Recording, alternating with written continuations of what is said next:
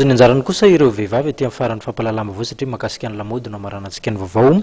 Io maraina io no nisokafana tamin'ny fomba ofisialy ny ivon-toeram-pivarotana iray ao Ambodivona ao Karazana lamody ika farany amin'ny Italia no aranty ao amin'ny magazay Alia Tutto Italia etsy Ambodivona.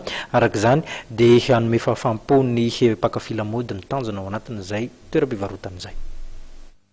Karazana lamaody tena avy any Italia, na akanjo io, na kiraro, na poketra na ihany koa ireo kojakojam-behivavy isan-karazany. Ireo no varotana etsy amin'ny magazay Alia Tutto Italia izay nisokatra tamin'ny fomba ofisialy eo amin'ny tana waterfront Ambodivona androany.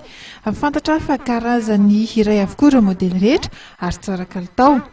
Androany zay dia nanokatra ny fanokafana ny botika ety izay botika fantatrareo amin'ny anarany hoe Alia Tutto Italia, izany hoe Tutto Italia midika hoe ny produit anay zany dia avy any Italia avokoa ary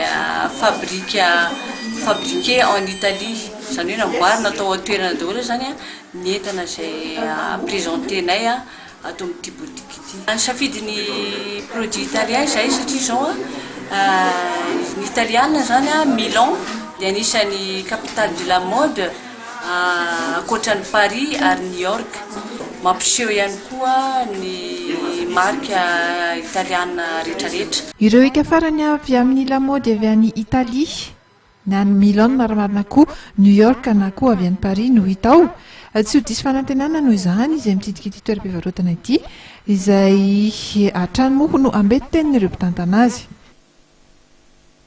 Ampatsahivana amintsika mpijery fa ao amin'ny raha-pitsondray no ivoaka ny hialarana vaovao ny gazetin'ny lehilahy moderna, gazety mahery.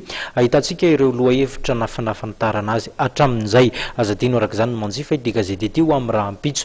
Mifarany reto ihany koa ny fotoanantsika dia fisaorana feno no atolotra ho anao nanaraka hatramin'ny farany fampalalana vaovao niaraka teto ao anatin'izay minitra maromaro izay. Ho amin'ny raha-pitsondray ny fotoana 8 ariva veloma tompoko.